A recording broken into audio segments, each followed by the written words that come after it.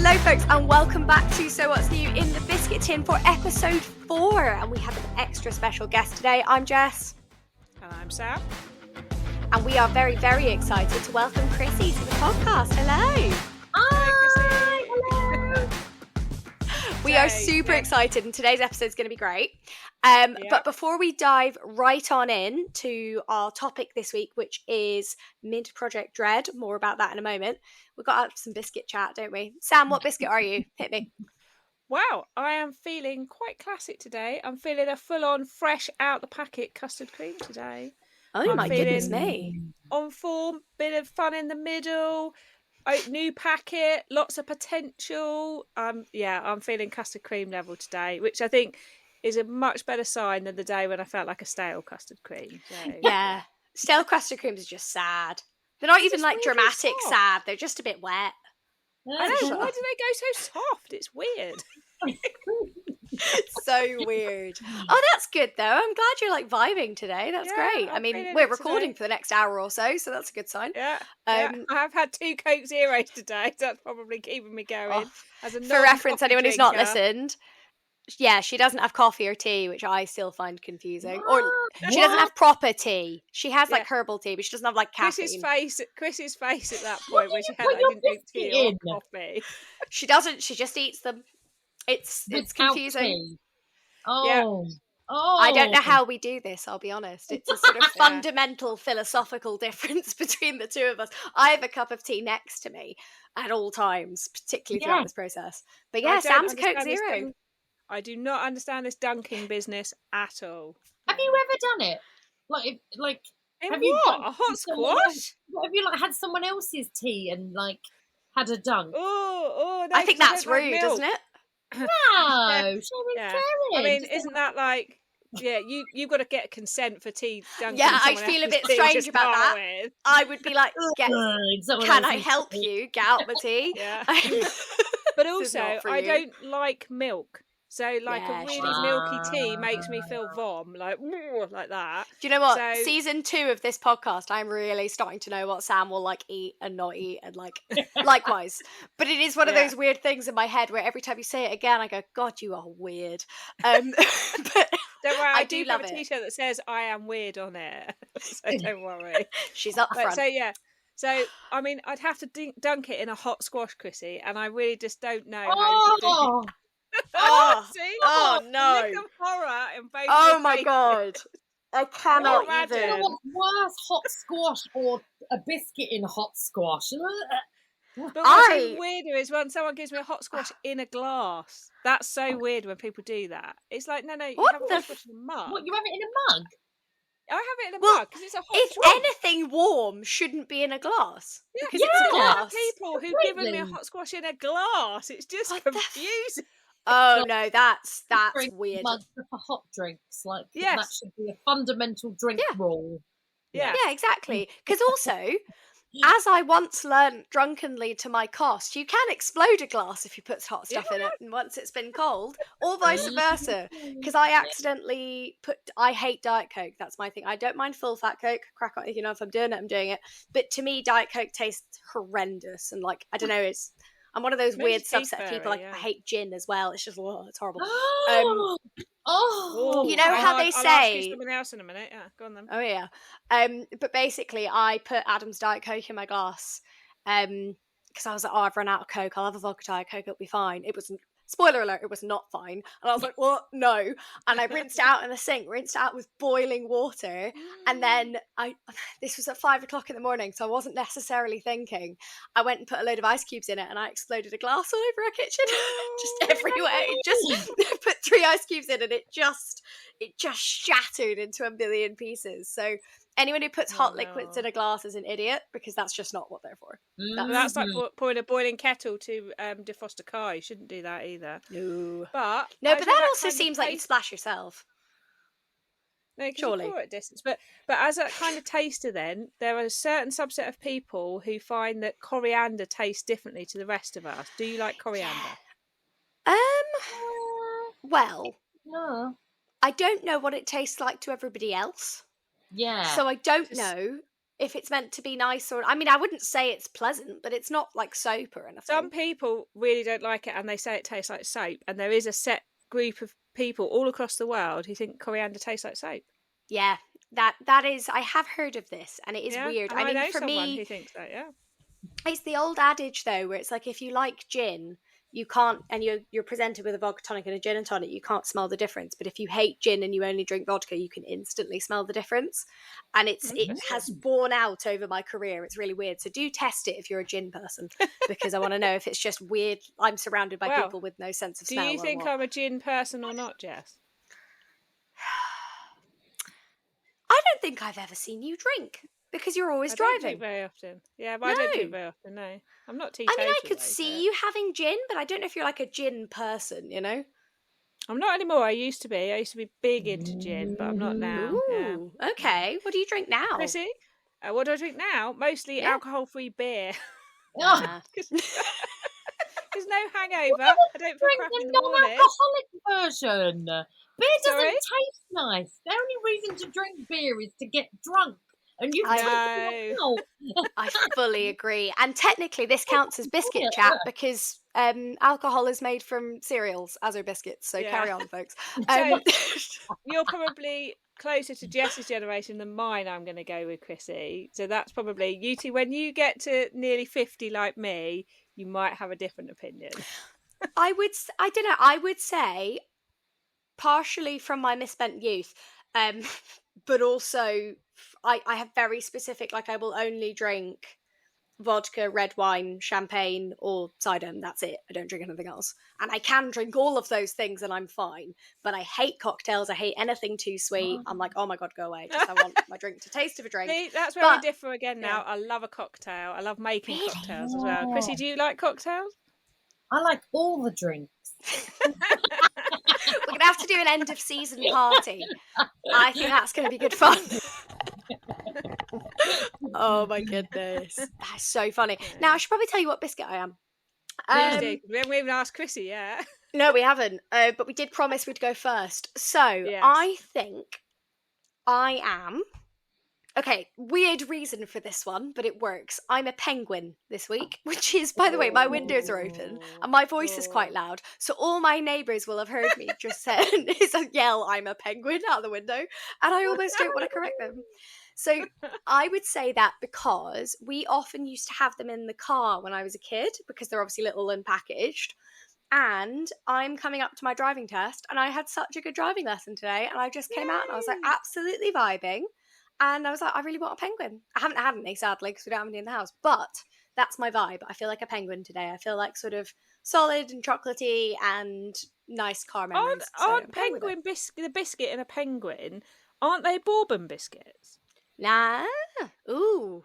I've heard that rumour. Yeah. Yes. I think they are. In the chocolate dunked and that's, Which leads me to the best chocolate ever. Yes. Chrissy, have you had these? These are the M&S chocolate dipped custard creams. Oh my goodness. Now, who recommended those? Someone recommended those. Yes, I think we had some for Christmas. I think they were a special Christmas biscuit purchase. Once you start, even for me, as someone who can eat quite a high amount of sugar, even for me, I was at 1.5 and I had to stop. I think I'd struggle. Yeah, they're good. They are amazing, but intense. I feel like someone messaged us. Bourbon as well. No, it was me. I put it on the stories. It was me. But no, somebody came into the comments on one of our posts and said, have you tried M&S chocolate dip bourbons? Ooh. So that person, no, I haven't yet. Sam, have you? Or have you only tried the custard creams? I don't like bourbon, so. Of course you don't know. But we will try them in some... and bring them up. Chrissy is very horrified that they like bourbon biscuits now. What's wrong with the bourbon biscuit? Yeah, actually, what is wrong with the bourbon? Bourbons are great. There's like a bitterness to the taste. I don't really like chocolate flavoured things. I don't like chocolate ice cream. I like chocolate a lot, but not chocolate flavoured things. Yeah, I kind of see that. Yeah, chocolate milkshake is always bleh. Yeah, it's just milk. That's just a pint of milk for me, isn't it? So that's nice. don't know. I think sometimes chocolate flavoured things are a bit like the difference between the smell of a bacon sandwich and actually having a really crap bacon sandwich. Where sometimes you're like, oh my God, that smells amazing. And sometimes it lives up to it and you're like, oh my God, that's incredible. And sometimes you're like, oh, that just smelt better. Texture is such a big factor in food. If the texture is wrong, it's awful. That's why I don't like Garibaldi biscuits. We talked about those last week. I can't eat them as an adult, but as a kid we had them all the time. Yeah. It's just like eating a piece of cardboard. They're gross. No, I'm with you there. I'm fully with you. Now, speaking of biscuits that you don't like, Chrissy, what kind of biscuit are you? Today. Oh, God.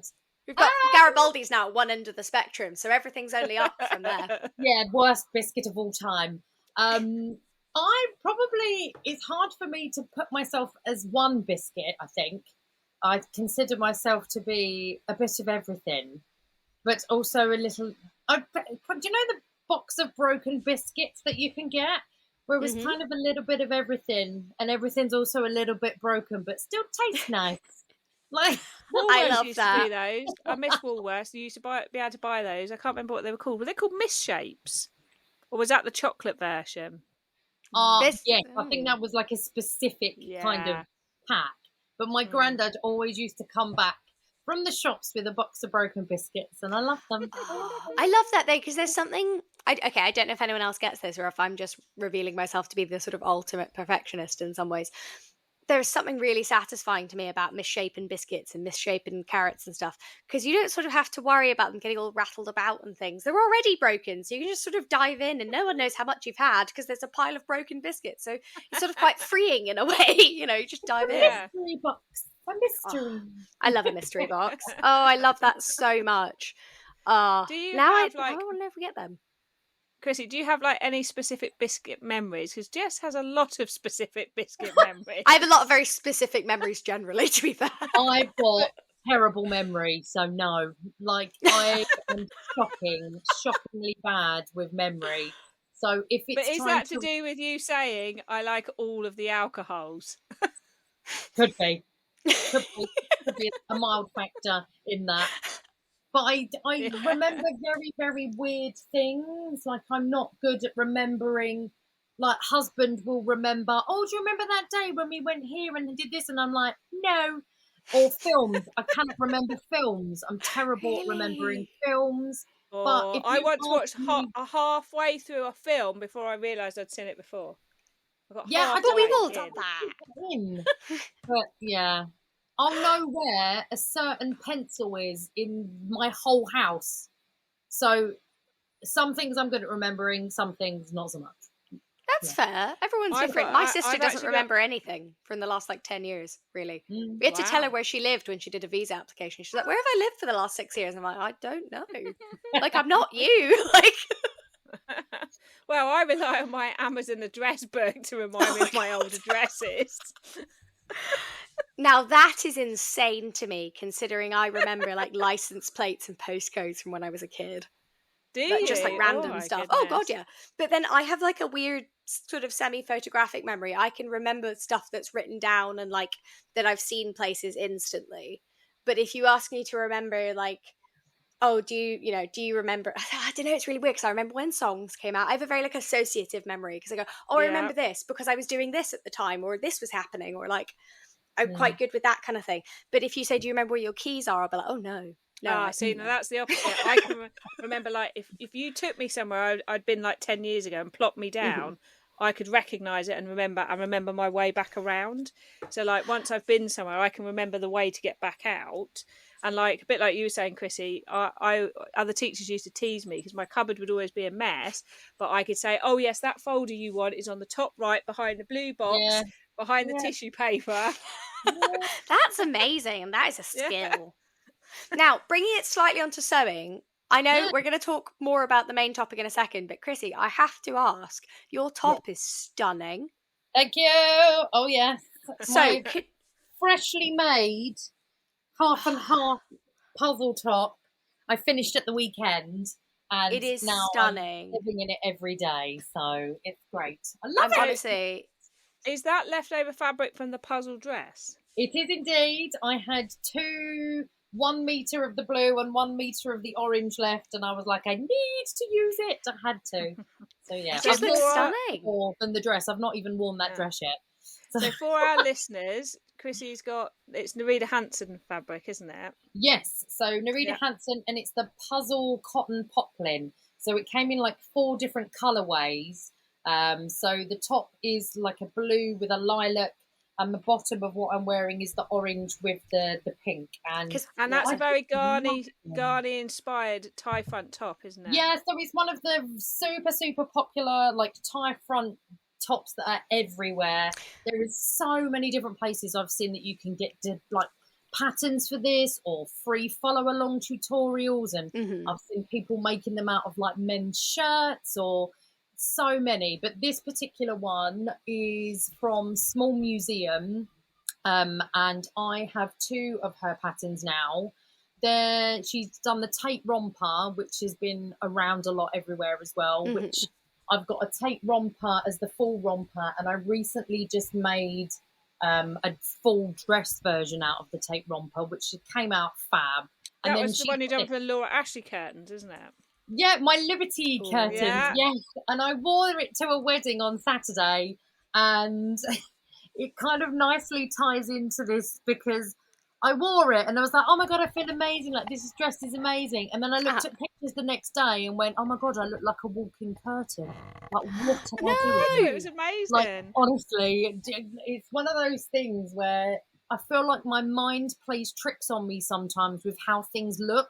Like, one day I'm like, oh my God, this is great. This looks like this. And then either like is it hormones or something? I don't know. Like, a week later, I'm like, oh, that's disgusting. I think get it.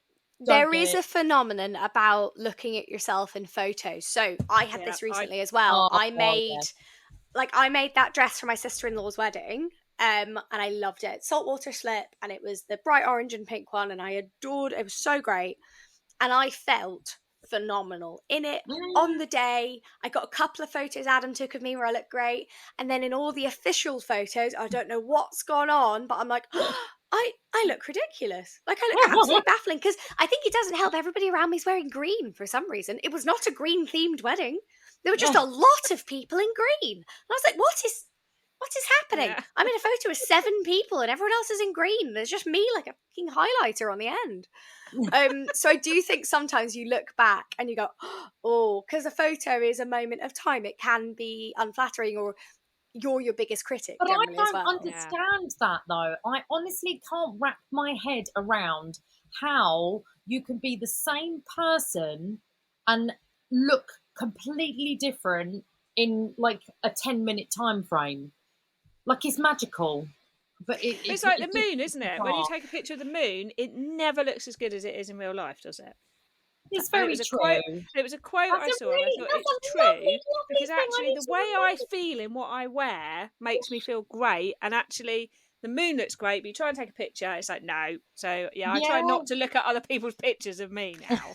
No, that's fair. I mean, for me, I would say it's one of the reasons I love video, and I have more video of most of my outfits.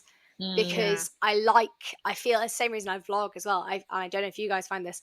I look at that and I go, that is me. That is me moving and talking and laughing, and there is no awkward photo. So yeah, it makes sense. We're not 2D, flat images. We are 3D animated moving things. And I suppose that's the best way to really portray someone or view someone else, is in that format. Like, a picture is just a picture at the end of the day, and it can be taken at the wrong time. So, for example, there is a photo now there is a photo from my sister-in-law's wedding, and it's of Adam and I dancing. And I know exactly when it was taken and what happened, because Adam is quite a lot taller than me, and he swayed me one way and I nearly fell over. So in the photo, he looks gorgeous and he's smiling down at me and is lovely. I have fallen, my head is snapped back, I'm laughing, but because of the angle, I look like I'm being exercised. And I mean that with an O. And my sister-in-law shared it in their family chat, and I was like, he looks beautiful. I, on the other hand, look demented. And she was like, oh yeah, don't worry. Bride's prerogative. There are a lot of her that she's like, I look awful. But she's a bride. She gets to hide those ones. And I'm like, good. Yeah. Just keep sharing that photo. Thank you. And everyone else like, oh, it's really nice. And I'm like, oh, no, I just hate it. But if I could crop Adam out, I'd be like, what a nice photo of Adam, you know. But like, I think we are our biggest critics. And it does come when we're sewing as well, where you go, the classic, oh, I love this idea. And then you go, oh, I love how this is going. And then you make something and you go, I've never hated something more in my life. Too many times. Too many. Which Just leads get to the on end. to the phrase that Chrissy coined in an episode of her vlog, which is mid-project dread. I loved it so much. We've named this episode after it. So who could we ask but Chrissy? We couldn't not have you on. Oh, don't. It happens too often. And it's that, you know, the classic saying of, oh, you need to trust the process. But halfway through that process is always just a bit of a, what? Like the visions in my head never sometimes translate. And that's the bit that's the most frustrating, because I make stuff from what comes in my head. And that's when I'm like, right, I've got my project. I know what I'm doing. I know how it's going to look. It's going to be amazing, blah, blah, blah. And then you start, and then maybe something goes a bit wrong, or it comes to life a bit more. And then you're like, oh my God, I'm going to hate it. Like, what am I doing? This is going to come out terrible. And then sometimes it does, but sometimes it goes back the other way and it comes out amazing at the end. And you're like, okay, we trusted and it was fine. But yeah, it does happen a lot. But I do think that's Chrissy, common. Oh, go on, Jess. I was going to say, but I think you are the kind of sewist who's quite organic, and also you're very, you, as you say, come from a creative place rather than a here's a butterick pattern, I'm going to follow it and do exactly what they say. You're like, no, I've got 4 fabulous fabrics that I want to put together and make the dream dress, and now I'm going to make it happen. And then you get the panic in the middle. I don't like the sleeves on this. I want different sleeves. Yes. Or there's always something that I want to slightly change to be more my style, but using the pattern as a base, which is good. But I don't think a lot of the time that can work. Like, I can't stray too far. I think that's when sometimes it can really go wrong. My skill level isn't enough that I know how to make to adapt to other places from what I want to change it to, and then But then you've done other things with amazing things where you've done like multiple toiles of things. So you are a sewist of 2 like huge extremes. You're either like right down the end of like, I'm going to toil this 3 times until I get it right, or no, I'm just going to do this as a wig and a prayer and see what happens. But I think that's beautiful. I think the thing is, like, sewing has to be in some ways a sort of free thing that we do. But one thing I bang on about a lot is that because you can't try it on and you can't see it till it's done, it does mean that every now and then you're going to make something you hate, or that doesn't fit, or that doesn't work. And because there is literally no way of finding that out rather than doing it. So we could twirl everything, but frankly, who has unlimited time and money to constantly practice their hobby rather than just doing it? I don't get enough time as it is, so I'm just like, I want to start it, make it, wear it, done. Same. Well, sometimes you just go, I just want it in my wardrobe. Yeah, but I think because of the way you sew as well, Chrissy, when you're in your like creative mode, there is a greater chance of having mid-project dread because you are really going on a creative pursuit. So you're not 100% necessarily sure where it's going to end up as well, are you? No, and that's like when I do those, and they are the ones where it could go either way. It could either be the best, most epic thing we've ever made, or let's never speak of that again. Like I did a video recently, one of my most recent ones, and it was a classic thing where I saw this dress image as a free sewing pattern on Instagram, and the illustrated, so it wasn't even on a real person, it was literally a made-up illustrated picture of what the dress looked like, and I was like, oh my God, it's so beautiful, like I want it now. So I went mental, did a project really, really quickly and made it, and you can see my process throughout the video of filming of where I put it on when it's almost finished, and I'm just like, no, like what have I done? Like, this is awful. And Yeah. it just was that moment. I just seem to sometimes have that moment where I'm like, this is not what it should have been like. And you can't explain it. Like, sometimes they will work out and sometimes they will not. But this is the thing. So I did this, and I've never shown anyone the end result of this, and I did just cut it up for scraps and got rid of it. But Oh, it was, no. oh yeah, no, because I was just like, so I had the most stunning red satin, and I could see the dress that was going to happen, right? It was a McCall's pattern, and I forget what number it is. I'll look it up after. And it's got, like, crucially, puffed sleeves, ruched sort of bodice, so like Princess Seed, but then it's got a layer over the top, so it's like ruched here, and then a sort of skirt down, and then a ruffle. Like a Princess Seed skirt and a ruffle. On the surface, yes. Did it come out looking like a reject from the Pretty in Pink costume wardrobe? Yes, it did. It looked like an 80s prom dress in the worst possible way. And I followed, do you know what? I never read instructions. This is probably where I went wrong. I followed the instructions to the letter. And what came out had a perfect invisible zip in it and perfect princess seams, and just didn't look how I thought it was going to look. Yeah. And because it didn't look how I thought it was going to look, I was like, oh, well, no, this is awful. So there was that layer of, I've done a sewing fail. But then there's that layer of, like, cognitive, like, disassociation where you go, but this isn't that. Why isn't this that? Have I misjudged it? Is it the wrong size? But it's all these layers, and then you go, oh, I don't want to sew again, or I don't want to do it again. Fabric choice can just ruin something completely. Yeah.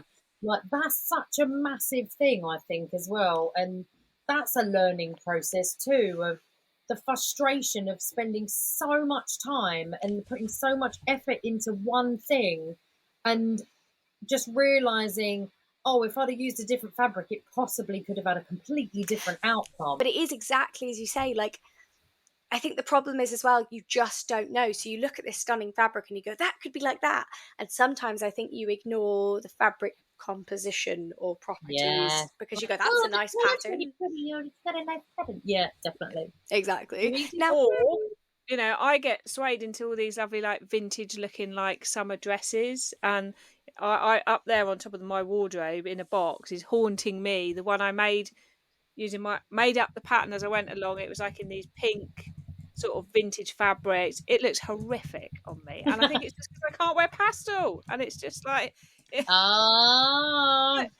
but you don't know that because you're like, I've seen all these lovely people in these vintage print wafty summer dresses, and it's still up there. I looked at it the other day and I was like, and I even put Rick Rack on it, everything. Oh, like, love Rick Rack. I know, and it just looks ridiculous. But that's the thing. I've decided, and people can join me on this if they want to. I'm gonna make, you know how there's a make 9 challenge? I'm going to start making a make none list where I add stuff to it. I am categorically not allowed to do, like sewing with navy and pastels and patterns that from a certain pattern brand where I have to cut 6 inches off the arms to make them fit me. And, you know, just like, because the thing is, when I do it, there are certain things, and there aren't many things on that list, but they go wrong every time. So I don't know why I'm making myself do it. It's my hobby. It should be fun. You need to learn. You think that by doing it and practicing it, then it will magically turn into it working. And it just doesn't sometimes. No. And because it's part of it's how we want to feel, isn't it? I want to feel like the person who can waft around in these amazing vintage dresses. Yeah. But that's the thing. It's like your lane of style. I think that is such a massive thing. Is I remember I tried to make a dress because I wanted to challenge myself with the pattern, and it was a shirt dress, which was an A-line skirt on a shirt top, and it had a collar, and it was like a full front button placket the whole way down. It is a dress I would never pick to wear in a million years for my style, but I wanted to make it to prove I could do it, and I did 3 different styles of collar on the same dress, and every one was awful. So the first one came out like a blimmin' Harry Hill collar. It was comedy, awful. Then the second one, I looked like a Chinese waiter because it was just one of them little tiny... like a chongasm one. Little round Mandarin collar. Awful. And then the third one was a blimmin' clown collar because I tried to do one of them nice Peter Pan things when those first came out. Shocking. Okay, Shocking. folks, I'm going to say something controversial. I don't think Peter Pan collars should still exist. I don't. I don't think anyone looks truly great in a Peter Pan collar. You either look, I'm sure some people do, by the way, but in my opinion, you either look like you're in Turn of the Screw and you're sort of wafting around being a ghost Victorian nursery child, or you look slightly like you're trying to dress like it's 2010 and it isn't anymore. I don't know why they were ever there, but they just look, I don't know, I think they bring too much emphasis to your neck. It's like wearing a vicar's collar to me. And I'm like, why can I see so much of your neck? I don't understand. Because it's like a weird block. Now, I'm sure they do look lovely on some people, but I find the fact that they're still a design choice baffling. So but then they're to the extreme now with the really big ones, aren't we? Yeah, and I have to accept they don't work for me. Yeah, love them. So that makes more sense. Look at them. Like a big I love one. the way they look. Do it big. Like if you're going to do something, just go full out. But what the little tiny ones here, it's like when you've had your makeup done and they stick the tissue. It is. That's the thing. If you're going to make it a design feature, do it. Like, as you say, make it big. Like the Nina Lee Bakerloo or something. Home. With a, exactly. Yeah. But it is, I don't know, I think sometimes there's little details in a pattern that make it beautiful. And sometimes I think there are details in a pattern that have been added because they went, oh God, this looks the same as that. Quick, stick a Peter Pan collar on it. Done. Sorted. Yeah. It looks different now. That's what's trending at the moment. So just add it. Let's do it. I know. And actually, I think there should be one pack of colours. So if you're going to do that, I think as a brand, you should go, right, here is a Peter Pan collar, here is this collar, here's this collar. These will work on all of the dresses we have drafted because they all work on our block. Crack on and add collars to things. Yeah. It's a collar. It reminds me of that, and I love it. Did you guys have one of those fashion dream wheels? Yes, I did. And you could just those. And you could do your crayon over it then, couldn't you? To get like the whole thing. I love stuff like that. I want one now. Like I would have one now. So do you know what I really want? Do you know Cher's digital wardrobe in Clueless? Oh yeah, that's what I want. Where she has the screen and she's like, "What will I wear today?" And it is like a digital version of that. But she's like scanning through now, her wardrobe. Yeah. I know, but I don't want to have to load it all in. I want someone else to do that. Yeah, but also I feel like that with the Fabric Stash app. Like I love that idea. I love the concept of it. I think it's amazing. I think I've put 4 things on. Yeah, I mean, if I could pay someone else to do it, I'd have to admit how much I've got then, you know. Go through every single thing. Like, if I'd have started that when I first started buying fabric, it'd be fine. But I'm too far behind. I'm in too deep now. I can't load it on there. Do you know what I use Stash Hub for? I don't put my whole stash onto it because I'll be honest, I can't be bothered to measure what I have. But I do use it for project planning. So if it's a project that has like a lot of notions. So when I was making the Jessica blazer, there's about 15 notions you have to get, and it's like a scavenger hunt. So putting that in Stash Hub, I will remember when I pick that pattern. I'm like, because I am the person who goes, I've got 2 meters of fabric.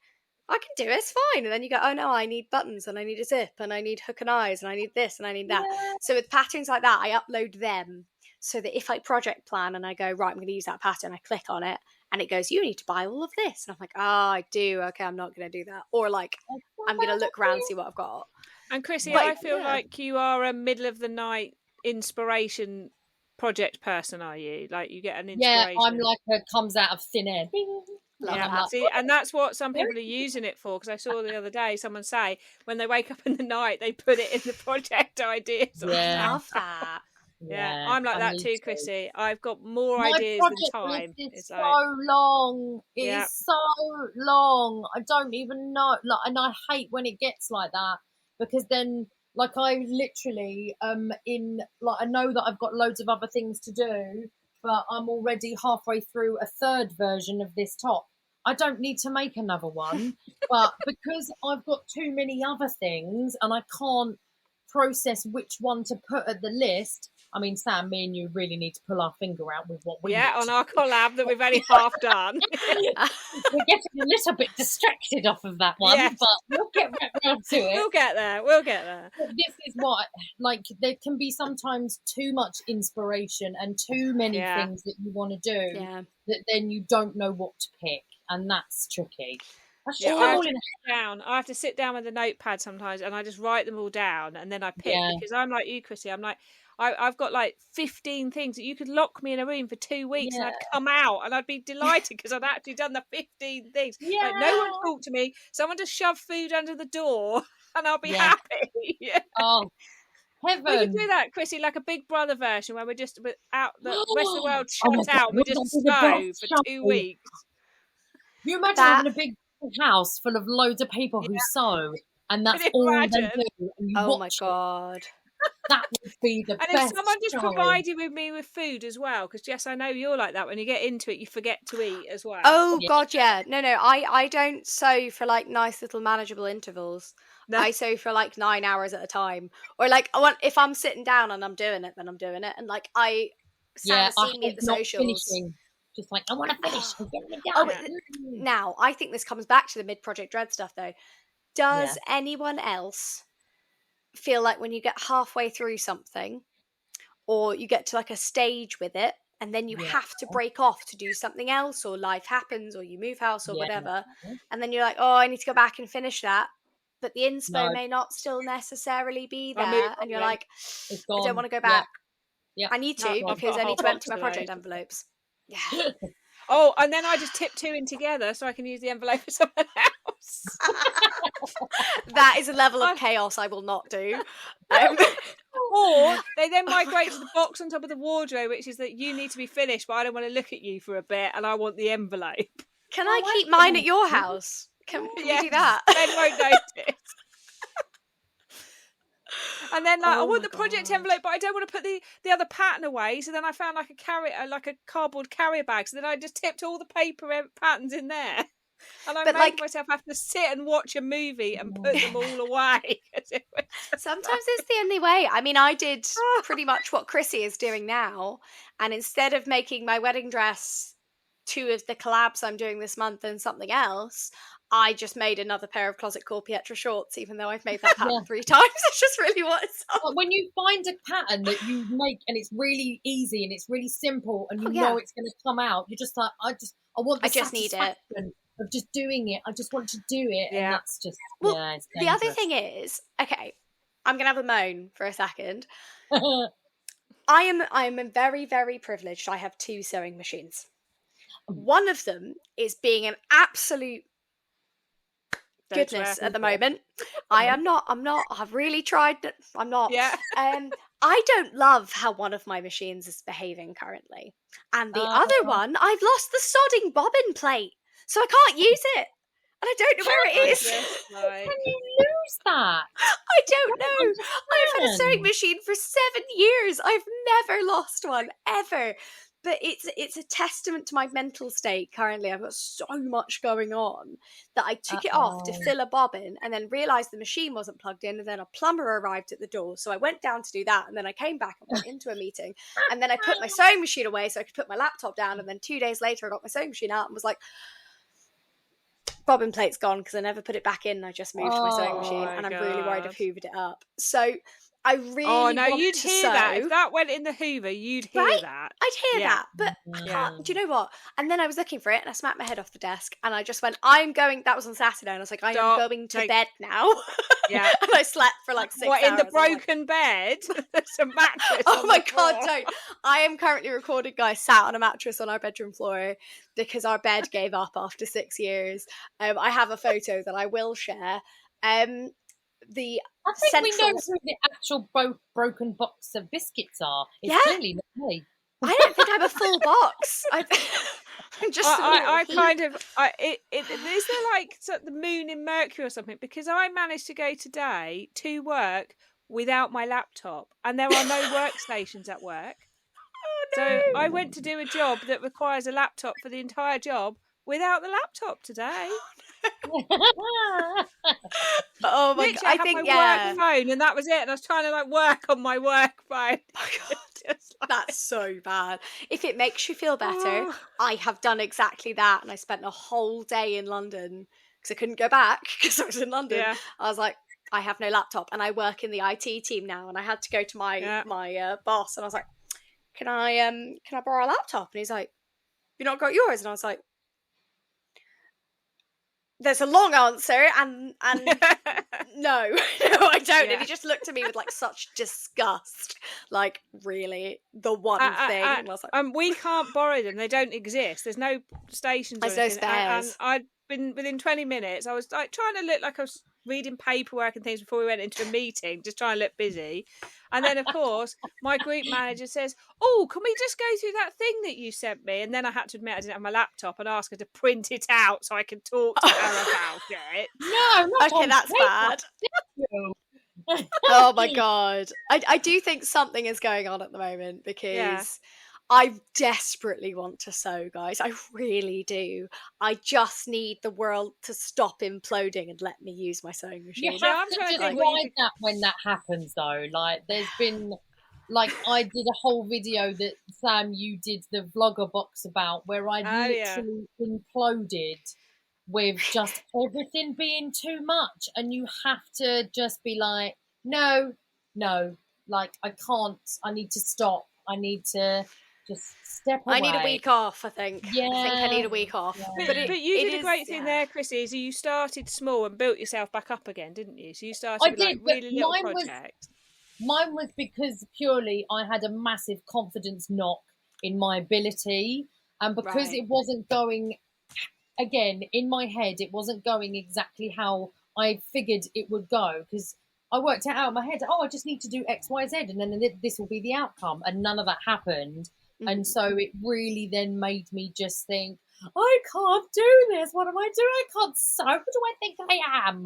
And then just had to, just step back. And like you said, Sam, I went super simple. Like I went back to making zipper pouch bags, like the fundamental starting block of learning how to sew. And it's the most satisfying thing to do when you Okay. don't want to use any brain power, but you want to feel accomplishment from something. Mhm. And they're always useful. Like, I've dished them out to all the family. They're like, oh, yay, freebies. Like, everybody loves it when you give them one. Uh-huh. And then I was like, what am I doing? Like, I did that without even thinking. And then it reminded me Yeah. how far I've come with learning and teaching myself how to sew. So it was So how It's long have you sometimes been sewing then, Chrissy? Mhm. 4 years. Oh So- wow. You're doing amazing. Yeah. Chrissy made an LED wrap dress for her neighbour. She made Love Oh, it. God. Wow. Yeah. And the LED's got an awkward waistband Yeah. construction. You know, I forgot that, annoyingly, when I did it. I was gonna Hey, say, did you do- so I love the LED. I adore it. I've made a couple, but every single time that waistband makes just me doesn't just match go, at the I'm front. going to tear my hair out. Doesn't. It's It so doesn't. annoying. No. I was Did you really do the annoyed with buttonhole I instead of did the the cut? buttonhole. But do you know what I Yay. did? I did a hand-stitched buttonhole. Ooh. I So- was petrified of touching that through an automatic buttonhole on my Yeah. sewing machine, because I was like, because the fabric was so unforgiving and it was in such an obvious position that I was just like, I can't risk it. I'm going to have to do this as a hand buttonhole, and it was fine. It was much better, and it was. So for our So listeners, did you do that on the when- side where the tie threads Yes, through? I was just going to say, for our Yeah. listeners, when Chrissy and I had a chat for our collab, she told me she was doing it. And I said Yeah. someone had given me the brilliant advice of, instead of where the two seams join on the side, where you baste it and then cut them open, someone had said, do a buttonhole where you actually want it. Yeah, and and then it was you in a thread it completely different position to where it would have come out, and it Yeah. wouldn't have worked. So it was so good to pick where I wanted that to come out for the tie, and it was good. It was good. The other tip to throw out there, just if anyone is listening to this and hitting their head off the LED as we go, so I sew it per the pattern, leaving that Yeah. gap. Don't sew it and reopen it. Leave the gap the whole Yeah. time. Press it open, but start sewing the waistband from that bit out. So I start there and I go along, and then I start from the other side and I go along. And I pin them together the whole time. And I literally start, Nice. rather than going edge to edge, I start from there and go out, because then at least they always match. And, Yeah. fewer My other breakdowns tip, are had. It's on the wrap at the front to stop that like gaping or getting loose, is to use that. It's like very thin, like tape with a tiny mini bit of string in it, and you can stitch it in, and that just gives it stability at the front. Lauren on Guthrie and Garney recommended it for that. It's really good. Oh, I just use No. very heavyweight interfacing on my facing. And Well, it just, you know what I You think always about think, like, interfacing. No. I've got terrible memory. That's when I suddenly remembered after doing it the second time. Oh, it was rubbish the first time. Why am I doing it again? That's the thing though. There's mid-project dread that comes from, oh, I've got to do that bit next, and I forgot that was there, and now it's going to sit over there because I don't want to, like, welt pockets for me. Sleeve plackets. I was sewing my dad a shirt, and lots of people will remember this debacle. It took me like a year to sew my dad a shirt. It took me a day to sew the rest of it. It took me several days to get very annoyed at flat fell seams, then do those. It then took me 6 months to consider tackling a sleeve placket, because I was like, oh, that's scary. I don't want to do that. Now I love them and I can do them in my sleep. But I feel like there will be lots of people listening who have that thing where they go, this bit's next, and I'm just going to sew something else. I'm not going to think about that. Like that. Top tips, guys, for anyone who is in that stage, who just needs to tackle a new skill or whatever in the middle of their project and is scared. Top tips? Don't do it on the project. Do the same process, but on something you don't care about. Yes. So it doesn't matter if you mess that technique up, because so many times I just think, oh, I'm sure I'll be able to do that technique, and then it goes wrong, and then you're just annoyed at yourself. And then you potentially have ruined all the rest of the work that you've done on that item. So, yeah. My tip would be, if you're putting it off, set yourself like a time to just have a go, or a reward at the end of it. Like, agreed. When I've done this, I'm allowed to shop for fabric, or I'm allowed to cut out the thing I really want to cut out, Yeah. Or eat a packet of biscuits. And my tip would be, top tip here, firstly, take a run at it. Anything that is, it's only going to get worse the longer you think about it. So just do it. Sometimes I set myself, I did this with my wedding dress toile. It was living in my head, and I was like, I'm going to set a 30-minute timer on my phone, and I'm just going to do it. 30 minutes later, very rough, very dirty toile. But it exists. It's done. But my other top tip would be, remember to breathe while doing it. The first time I cut out my Sicily slip dress, I was cutting out satin for the first time in my life on the bias, finished cutting it, suddenly went, because I realised I'd been holding my breath the whole time I'd been cutting it out. So remember, it's not that deep. It's just fabric. It's fine. Yeah. No, but it isn't. It's not just fabric. When it's like dead stock that you can't buy anywhere or anywhere else. And then you're like, but you should definitely still be breathing at the end. It's not that deep. It is still just fabric, Chrissy. You've got to breathe. There is always more fabric, in the words of Yvette. That'll be our spin-off show. Yeah. So, Chrissy, what made you start sewing? So, it's a very silly and sad story. I wanted to study fashion design at university. And so in my art course, before going to apply for uni, I told my tutor that I wanted to do fashion design. And he basically talked me out of it and said that I wouldn't really be suitable for the course. He didn't think I'd be able to cope well with the level of work, which in hindsight, I totally agree. I was a party animal at university and I would have failed miserably because it is so intense. Like, it is the most extreme amount of work for a fashion design course. Yeah. And I was not in that place. As much as the idea was lovely, the reality would not have been the same. But anyway, so I did fashion promotion instead as my degree. It completely put me off the fashion industry. It made me hate everything about fashion. I didn't want to be involved in it. It was elitist. It was special. It was, you can only get a job if your daddy knows so and so who knows so and so.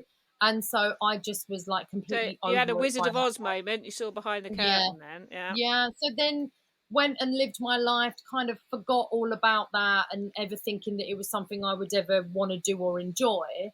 And then COVID happened, that old chestnut. And everyone's making face masks. My auntie gives me a sewing machine, and I'm like, oh, yeah, all right, then I'll have a go. And then have been obsessed ever since. And Love that is that. that. Because Yeah. you're rediscovering a love for the art Yeah. form rather than anything to do with the fashion industry. Yeah, like I've always been absolutely obsessed with clothes from a very, very young age. Yeah. And I made things like one of the first things I ever remember making is we were quite poor when we were growing up, and I knew not to ask for things because I wouldn't get them. And I remember when the Spice Girls came out, and I really, really wanted a pair of platform shoes, and it was not going to happen. And so I made a pair out of cardboard. And they were my favourite things. I loved them, but you That's couldn't wear them outside the house. amazing.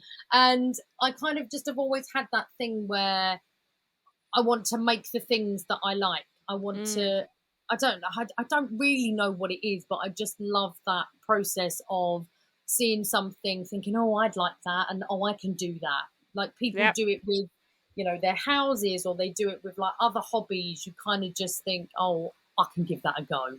Yeah. And so, yeah. Yeah. I love that. That's amazing. And- what did and- you start with? Sorry? What did you start with? What was your so you were given a sewing machine and you start with sort of face mask. What was your first sort of garment that you dived into? So I shared the picture of this in my last video on YouTube. And it is, I love making stuff out of bed sheets. The first thing I made was out of bed sheets, and I still continue to this day using bed covers and duvet sets and things like that as material. And I made a top out of a Super Mario bed cover. Amazing. Oh yeah. It's awful. No, that's fantastic. Like fantastically awful, but fantastic. Hideous colours ever. But because I didn't want to spend money on actual material, I knew that it wouldn't be good. I knew that it was just practicing and learning. It was like, I'll just use whatever I've got. And that's exactly how it all started, for sure. And it's only really now, actually, 4 years on, that I'm starting to become a little bit more like, oh, actually, maybe I will buy nicer fabric, or I will get something that is going to work. So, yeah. So, Jess, what you might not know is that I found Chrissy because someone left me a message on my YouTube channel and said, you need to watch Chrissy because she reminds me of you. I think you're really similar. I went and watched Chrissy, and I think when listening to Chrissy talking, and Jess knows how much I love a duvet covering a sheet, to the point where I was in a charity shop and found one that I thought Jess would like. She did. She sent me a message. It was really funny. You guys are very similar, and I do love it. It is brilliant, I think. Mustn't buy pastels. Will Jess want this? Because I can't buy it because it won't work for me. But I can't wear pastels either. I look ill. But it was like a ditzy print. And I was like, oh. Do you know what? Yeah. Pastels for me they're one of those things where it depends what colour my hair is, because I change my hair colour with the wind. So sometimes I'm like, oh my god, when I was blonde I was like, oh, pastels are open to me finally. But even then, mint green does make me look seasick. And there's stuff like there's certain colours where I'm like, oh good, that just brings out my veins, lovely, because I have like quite thin skin. Like, oh nice, great, okay. But I do think as well, sometimes some pastel prints are a little bit 1950s kitchen curtains. And they make me just feel a bit sort of like prints. sad. They're just no good for me. Yeah. Hardest colour palette. The hardest colour palette, for sure. I think they are as well, because I don't mind them in furnishing. Like curtains, bedspreads, that kind of stuff. I'm like, oh, that's pretty and that's pastely, or like on mugs or on things. I'm like, oh, that's nice. But even then, I'd rather have like a bright, like a jewel colour. I'd rather have, or like just a big bold, If you're going to be red, be red, Yeah. But it's back to this dream I have of flouncing around in like a 70s dress, It's just like, I need to be more Margot Ledbetter, strong colours from The Good Life, not I Barbara in the yes. pastels. Yeah. I don't know. I can't see you flouncing about in anything. Mainly because I don't think you flounce. I don't think No, that's a I walk verb quickly that and can with purpose. You stride, because so do I. We both do Yes. it when we walk places. We have the stride of 5'2" Where am I going? women who don't have time for this. Yes. That is the way we walk. I'm 5'8" and a fast walker, so you can keep up. That's great. Wow. My other half's 5'6" and I'm 5'2", and sometimes I do have to do a little trot to keep up with him, and he laughs at me. He's like, "What are you doing?" I'm going, "Just keeping up." Oh my god, that's We have a little hilarious. joke in our house that the faster he walks, the hungrier he is. So we know when he's really hungry, because he's like London just Underground off. tube level speed. Yeah. I see. I love that. That's the speed I walk at, though, and it Yeah. leads to weird things now. Because I've commuted into London for the last, I don't know what year it is anymore, 6 years, 7 years. And I find it incredibly hard to do the tube not at commuter time. Yeah. Because different during the type of person. day, oh my god, people stand Yeah. in the way. I'm like, do you people have nowhere to be? Like, why? What? And the thing is, I don't mind if we're you're standing. tourists. We are where we're meant to be. No, because they're not. Looking at They're on the the wrong underground. side of the bloody escalator. Like, there is a side. There are signs everywhere saying stand on the right. Like, it could not be more. I advocate a system where people could, like, in Total Wipeout, they can like stick brooms and stuff With out the the beauty sides. Gladiator Yeah, exactly. as you go up the escalator. That's what I think there should be. I think it should just be like a big, like a car wash thing, keeping people to the right. But it is like, I don't know. I think sometimes, like, I can't see you. Back to the original thing. Side note, just from an angry commuter. But I can't see you flouncing, Sam. No. And I don't think you want to flounce. I think you want to look beautiful in a sort of incredible 80s summer dress. Margot Ledbetter, I think. Yeah. Absolutely. I can imagine you saying, "I have my Christmas delivered." Oh, now I want to rewatch The Good Wife. Oh, I love The Good Wife. For Chrissy's tips for mid-project dread and your favourite ways of getting past it. Go for it. Ask her that question.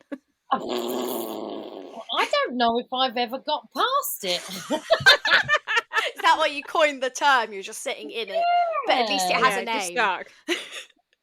I think you just have to really decide on whether you're going to really just power through, and you are so desperate to have the finished outcome that it's just worth going, or you kind of just have to be like, no, like, I need to reserve my energy. This isn't, you can tell when you get to that point, and you can tell it's literally going to be a disaster, and you aren't going to wear it. It's not your style. Like I did with the 3-collar dress in the end. I didn't finish that. I didn't put any of the buttons on. I didn't hem any of it. I didn't even leave a collar on it, because I knew there was no point in trying to complete it, because I knew I'd hate it. It wouldn't be anything I'd wear, and I wanted to save my energy for something else.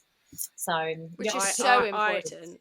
I agree. Sometimes you just got to know when to go. No, I'm just stopping. I'm putting it in the box on top of the wardrobe. I'm not touching it again. Sometimes you do as well. There is something incredibly freeing about saying, I'm going to stop flogging this particular horse. I'm done. I'm out. Like, I'm not, because the thing is, and this is something Sam will literally get sick of me saying, I think I say it every episode, sewing is a hobby. It's meant to be fun. I'll just edit you out and make it into one, like, reel. You know the Louis Theroux, my money doesn't, what is it, fold it, whatever. Jess's is, sewing is a hobby, sewing is a hobby. That's what I'm going to turn it into. Yeah. Oh, now you've got the, like, honestly, it is. It's true. That is now reminding me, though, of the, I don't know if anyone's seen it, the Hobbits are going to Isengard thing where someone made it. You know the one I mean? Which is going to be in my head for like a week now. Because it's about once a year, I remember that. But no, it is meant to be fun. So if you are listening and saying, oh, no, but I want to get it, I just want to finish it, I want to do, if you're not going to wear it when you finish it, if you're not even going to like it when you finish it, don't finish it. No, don't. Say something you like. But have you ever had mid-project dread pushed through it, Chrissy, and then had something that you absolutely love at the end? Probably the puzzle dress is a really, really good example because I Gorgeous was dress. absolutely at my wit's end. And after starting that project, I did about 15 paper mock-ups of attempting what I thought was a full bust adjustment that I needed. Turns out I didn't. I overthought it. I watched too many other tutorials on what to do that completely confused me, and it just threw me completely off. And because I was knew exactly how I wanted it to be in my head, and I'd specifically bought that fabric and I specifically had picked the pattern, and I was like, oh, I'm gonna wear this for a wedding this year that I'm going to. I built it up too much. Yeah. And so when the mock-up started failing, I just completely had a meltdown. I redid my whole craft space, repainted and redecorated. That is diverting to trivia Yeah, distractions now. I went completely off the rails, and 4 other sewing projects just to try and do something. And then eventually, kind of after I'd had that process, went back to it and was like, no, it's going to be all right. I'm going to finish it. And the mock-up did come out okay eventually. And that was, it was a big, big factor. But yeah. That is an amazing dress, though. I've got to wear it. I've got a wedding in about 2-3 weeks, and I'm determined to make sure I wear it. I have to. Good. But I'm also slightly scared because it is so bright and so colourful. No, do it. No, weddings are the place. Weddings are the place. Now, if, as someone who has just done this like 3 weeks ago, the bride was my sister-in-law, but I did just message her and I was like, hey, I know you've got a sort of pastel wedding. As you know, I'm allergic to pastels. Will I be all right in this? And she was like, it's not really pastel, is it? And I was like, no. But I checked it with her. And then there were a couple of aunts and uncles who were like, and I was like, bride's happy, so shut up, basically. If in doubt, I mean, at least with the puzzle dress, you don't have the cardinal sin of weddings, apart from obviously wearing white, which is accidentally turning up in the same dress as the bridesmaid. Yeah, exactly. That's not going to happen. So it's fine. It's true. No, you're going to look stunning, and we demand photos, I think. But I am definitely coming out of my black clothes era. Like over the past couple of years, I've got a lot more. Like colour has become more of a thing. I feel like it has literally become so more normal to be colour, to be bright. That the black is slowly disappearing, and it's good. That's great to see, because I know Sam is the ultimate proponent of colour. Oh yes. Much more than I am, sat here in my black me-made dress. I'm like one or the other. I'm either like super colourful or completely black. No, I'm with you. The other day I had complete black on, and I was on a virtual social, and everyone was like a bit confused, and then I had to go off and get changed because I was about to go to work. Are you okay? Well, and then I reappeared on screen because I was having to go off to work, and they went, "You look like you now." I mean, to be fair, if you turned up in like a black sweatshirt to my house, I'd be like, Sam, are you okay? Are you having like a breakdown? Like, do you need help? Like, what's going on? Is this a cry for help? Like, what's going on? I do still have some of my goth / rocker stuff, you see. Yeah, I do then. Come out sometimes. Yeah. It's so funny. Oh my God, I love that. Now, we do have a dilemma that relates to this question, actually. I have trolled through my DMs. So, shall I finish us off with this? Go and we can give this person our tips. So, love the pod, guys. I wanted to throw in a question. How do you cope with losing sewing momentum and sewing becoming a chore? I don't get much time to sew, so it feels like I barely get into my rhythm before I have to stop again. And then making myself sew feels like it's becoming something I have to do rather than something I want to do. Help. So I have to We've all just say been before we there. say anything else, Mary would say, do you want the 10-minute answer or the 1-hour lecture? Because I could do a speech on this.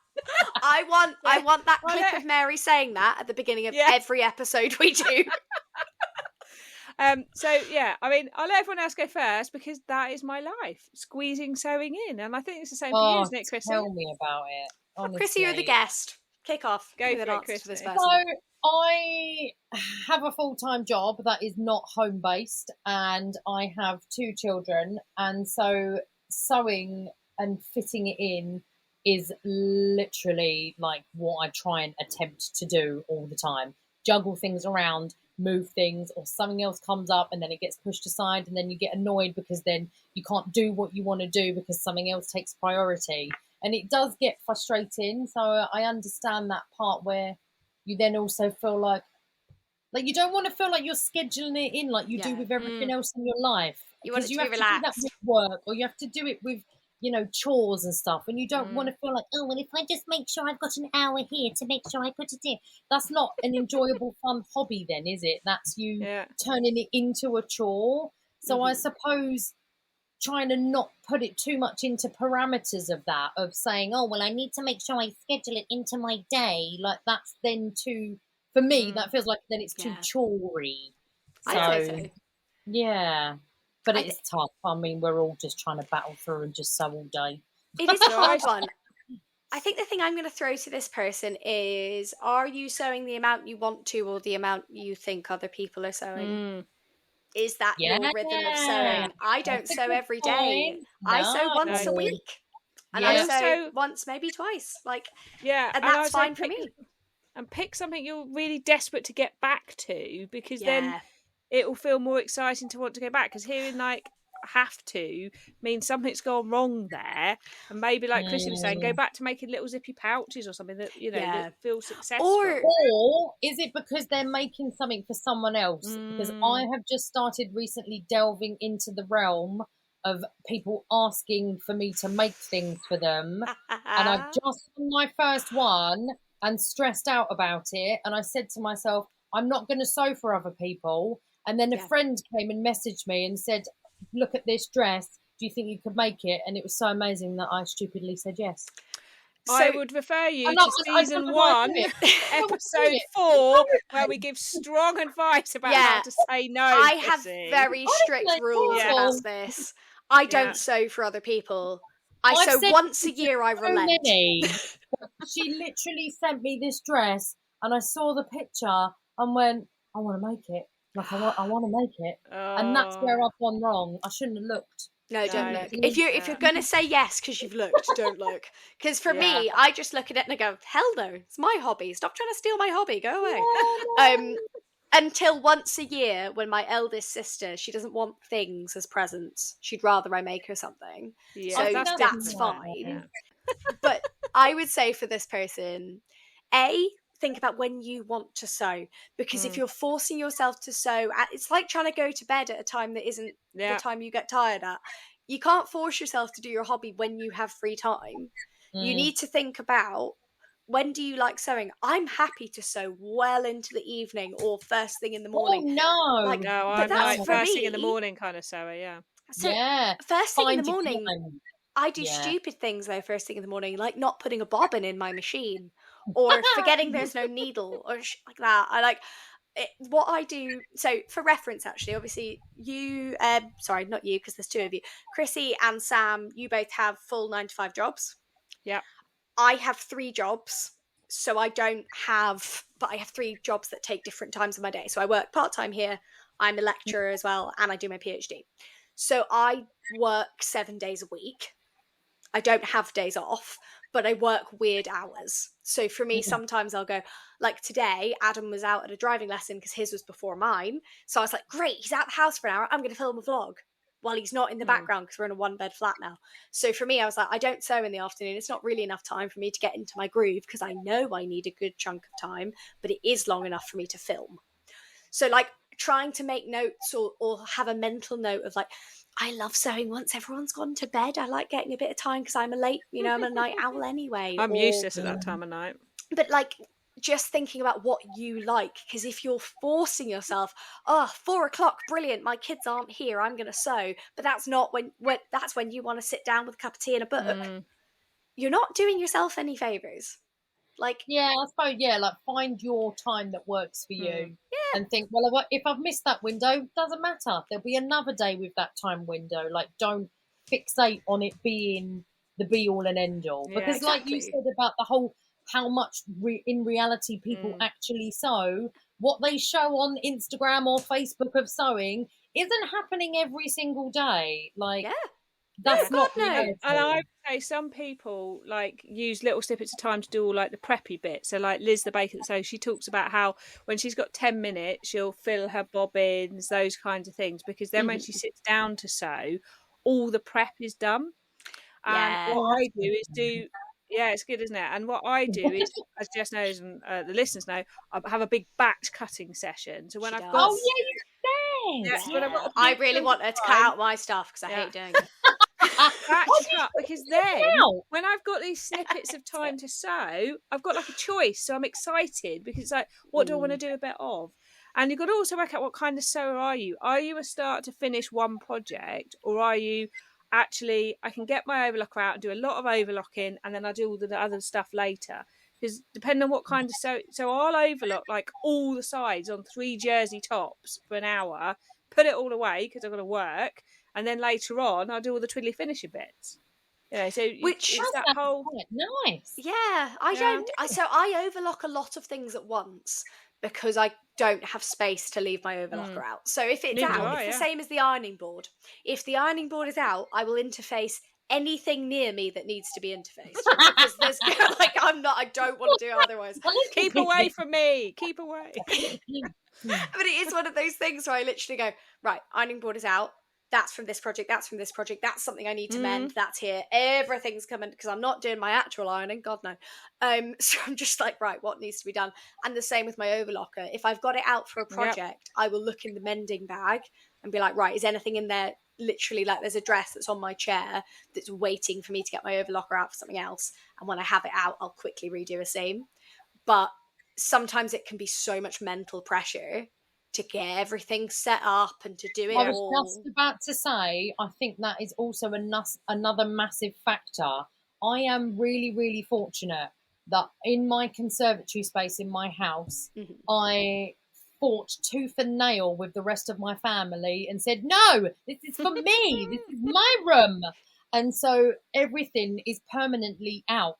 So that's very amazing. Yeah, I can walk away and leave something literally hanging off a sewing machine and know it's not going anywhere. No one touches that, or there'll be hell to pay.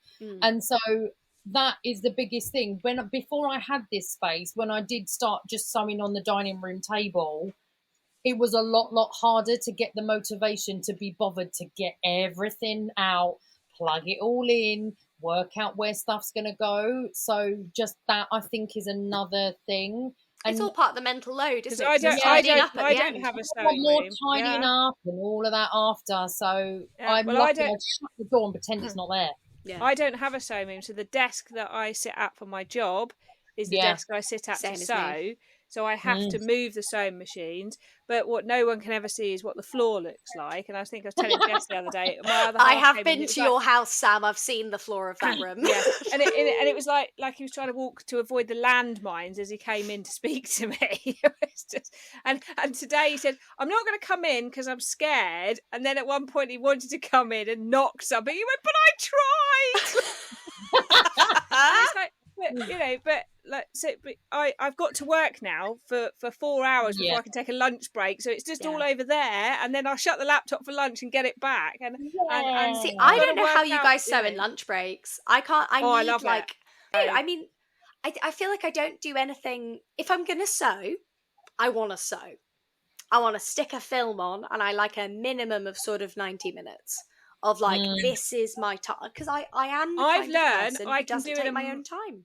I can do an amazing amount in 20 minutes, I've realised. We think we need this big amount of time, and I would love to have it, but actually 20 minutes before I start work in the morning, I can cut out the ribbon, clip all the ribbon on the sleeves on 2 tops, and then when I get the overlocker out after work, all the prep is done. Yeah. Okay, devil's advocate question though, is that because you mostly sew with jersey? So it's a lot quicker to sew with. Let's be clear, I'm now on quilted jacket number 7 at the moment. Oh my gosh! We're going to auction one of them off. I'm going to have to do a giveaway. I am on a mission to test out every quilted jacket pattern I can get my hands on. Every time I see her, Chrissy, one of these days she's going to be wearing 2. as layers to justify it. I am literally going to have to give one away as a prize, I think, on the blog when I review it, because it's just I can't believe he hasn't triggered yet that there's 7 quilted jackets needing to be hung up in the house. Oh yeah, I'm not going to tell him, but I would like to run some kind of book to see how long it takes him to notice. And so, like, and then of course you need a lot of binding to do those. So of course, then I became obsessed with making bias binding. So I saw your lovely new bias binding maker. Well, I got it for Christmas and then didn't use it. Now that's it. So I'm sat in a boring work meeting and I'm literally drawing diagonal lines on fabric. That's amazing. I love that. I absolutely love that. But I think counterpoint here, sometimes it's lovely to sew in 20-minute gaps and go, oh, bliss, time for me to do this. But sometimes you need time for yourself, an actual block of time for you. And it doesn't matter how long you might take an hour to sew 3 seams because you're really vibing and enjoying it.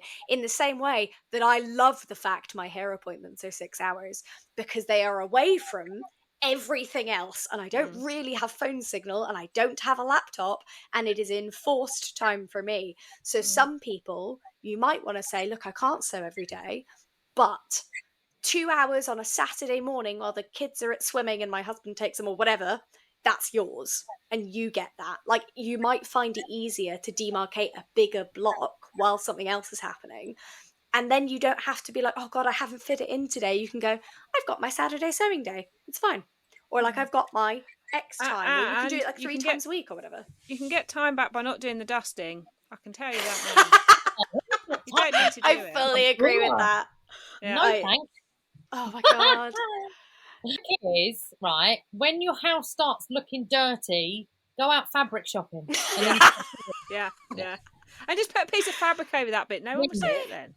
My philosophy is if it starts looking dirty, just go outside. Look at something else. It's fine. My philosophy is until it looks like you're decorating for Halloween, the cobwebs are fine. You know? you can send someone round and then do it in like 10 minutes and then it's done for like a month. We have what's called a power half an hour. We stick a timer on, we stick music on, blare it out over the whole house. Someone starts at the top, someone else starts at the bottom, and whatever we get done in half an hour is what gets done. I love that.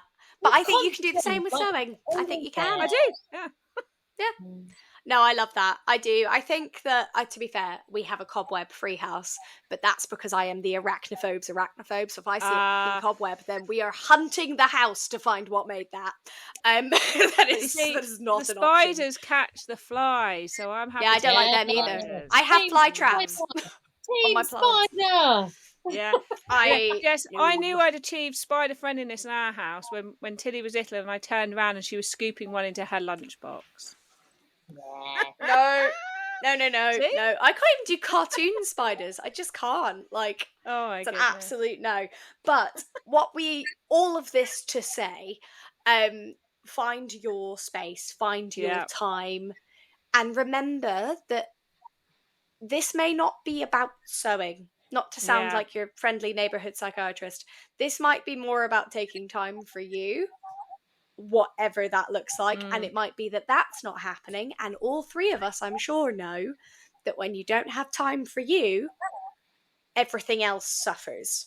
If you are starting to get run down and you're then beating yourself with the fact you're also not doing your hobby, that's not going to help anything. So sometimes starting from the bottom and just going, have I had a half an hour to myself? Have I had 15 minutes to have a cup of tea that's still warm when I drink it? Have I had if your hobby's another reason to beat yourself up, that needs sorting out. Yeah, you need a break. Yeah. As you guys told me earlier, we all need a break sometimes. Yeah. Like, it's important. When you lose Final messages to this person, Sam? I would say find the thing that gets you excited about sewing again, because then you'll want to do it. Yeah. Cannot emphasise that enough. Fully set yourself and say, I'm having a week off, I'm not even touching it, and then you'll miss it so much that you'll then be like, oh, I'm gonna do it. Like, you have to just fully step away. That is true. or a challenge like, I'm plugging a challenge here that will have happened, but do it next year if you didn't do it already. So Recreate the Look is one of my favourite challenges for this, because instead of going, make this thing or use this fabric or whatever, it goes, find some inspo you like and try and recreate it, which we can all do in one way or another. You can go, Chrissy's doing that all the time. Yes, she is. She is an icon of this challenge. You should be the poster girl for this. Yeah, you should. Don't do it. Just follow the instructions and just do what they tell you to do. Don't make it up. It doesn't go well. I cannot emphasize how much you shouldn't do that. And Mary would be looking daggers at me right now, but I'm allergic to instructions. Yeah, Mary instructions always are tells cheating me to trust in my the book. process. I don't trust the process. No, I think the process she is gives nonsense. me the look.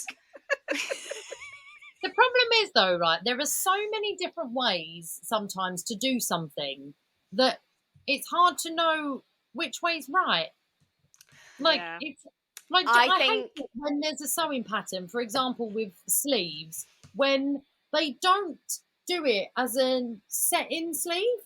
Oh, I always do my sleeves when it's still open. Yeah, I do them flat. Absolutely. So I this hope has you've been fun. enjoyed. Thank you so much, guys. It's absolute chaos, but we've loved having you. Oh, it's been fab. So thank you very much for coming, Chrissy. And can I just say to listeners, if you haven't joined being in the biscuit tin, yes, please don't forget.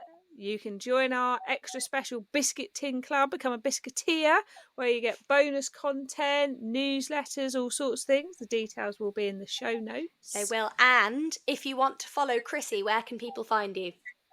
So I am on Instagram, and I am Chrissy Conlay, which is Conlay on Instagram. And also my YouTube channel is Chrissy Makes Clothes. Lovely. And both of those will be linked in the show notes and over on Instagram as well. So please make it's sure been a great time. And make sure you give us feedback, reviews, send us comments, leave us a nice 5-star review. If it's less than 5, don't bother. But, you know, if you fancy leaving us a nice review, please do.